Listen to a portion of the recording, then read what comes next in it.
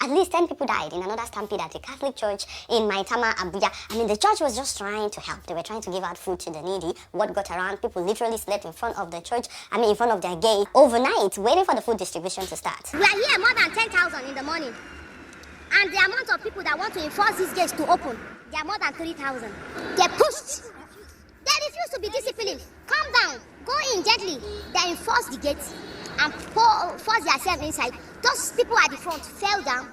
All the people at their back, they are marching on them. Wow. People are hungry, guys. Okay, there's hungry in this Nigeria. Everybody needs food. Every Nigerian needs food. We need help. We need help. Come and see a lot of people that die. They just open the gate. In this morning, everybody just rush. Then some people fell, and then started marching some people. They marched them to death. I mean, what do we even say to their loved ones? Now, the same thing happened in Anambra. More than 20 people died in another stampede when the foundation was sharing rice. Again, they were just trying to help. This is an annual rice sharing event that they've been doing. It's not their first time at the Amaranta Stadium in Okija by the Obi Jackson Foundation. They've been doing this for years. They've never had a stampede. So many people died, not just adults, but children, and even pregnant women. Guys, I saw videos. It's traumatizing. I saw a mother and her baby, both of them dead. Where do you even start with their loved ones? I mean, the church and the foundation were just trying to help. But because there is hunger in the land, like major hunger, things are tough, guys. People are desperate. Way more people are showing up at this kind of events this year than ever. It became too much for them. Now, the police in Nigeria have said that nobody should distribute anything unless they are notified ahead of time so that they can have enough security men present. Because if you do and something happens, they are saying that you will be held accountable. I mean, I get it. We have to organize better. We have to do better. We have to have police present, even doctors present, ambulances if possible. But to be honest, guys, this is not the norm in Nigeria. We don't record stampedes like this during Christmas period. I still think that the important thing to do is to address the root cause of the stampedes. Once again, the presidency is investigating. Edakun, with all the investigations that you've done on all the several stampedes that have happened this year alone, Biko, what have you done with your findings? Did your investigation not reveal to you that the root cause of all this is that people are hungry and desperate? I mean, what are you doing about that? They said that the president, Tinubu, cancelled official engagements to honor the victims. I'm like, well, he cancelled both rights. Let me just tell you what it is. Okay,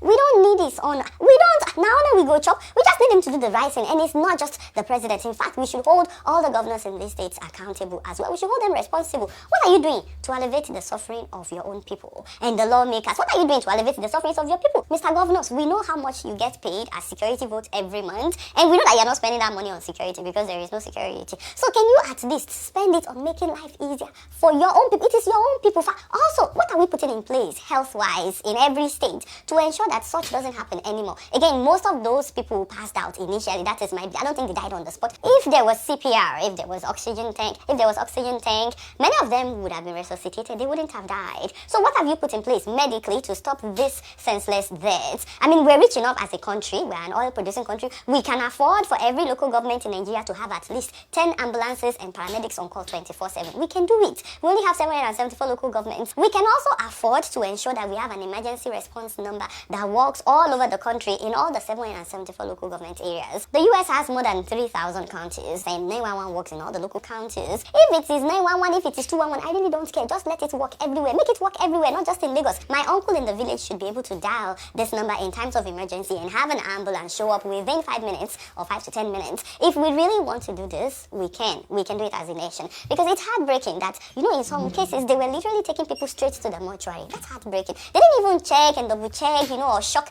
their hearts to know whether they're dead. As in, what am I talking about? How many of our hospitals even have defibrillators or oxygen tanks? The rate at which people are dying in Nigeria, just this month alone, guys, calls for declaring a state of emergency. Now, speaking of Uganda, there's a new disease that is making people dance, dance uncontrollably. Actually, it's not like they're dancing, but they are shaking like they're dancing. In fact, they're calling it Dinga Dinga, which means shaking like dancing. This disease comes with fever, general body weakness, chills, exhaustion, and feeling like you're paralyzed. And you know what the mysterious thing is? So far, it's only affecting women and girls. A new disease is on the spread in the East African country, which is making people uncontrollably shake like they're dancing.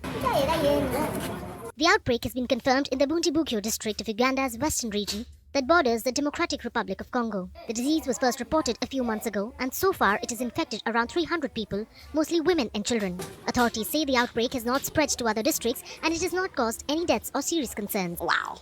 I mean, so many questions, right? We have so many questions, but this is not the first time that such is happening. You know, I've heard of similar things being recorded in some other countries, but you know, the most popular one recorded were the ones that happened in Europe, France precisely, Germany as well, Switzerland, the dancing plague of 14th to 17th century. So they call them the dancing plagues, where people literally danced uncontrollably for days and for weeks. Even some of them died because of this. History said that they danced themselves to death. Uganda has not recorded any deaths, thank God. Hopefully they won't. But more than 300 cases have been reported in Uganda. Right now, they are using antibiotics to treat this illness, and many of them are getting back on their feet within a week or two. Now, the question is, how do you avoid contracting something like this when you don't even know what is causing it? So if anyone has a knowledge of what could be happening, hey, medical doctors in the house, please talk to us in the comment section. Let's hear from you guys. Merry Christmas, by the way, in advance. As for my Naija people, I'm hoping that you will all have electricity for this holiday season. I know that the national grid has been down way too many times this year, resulting in total blackout.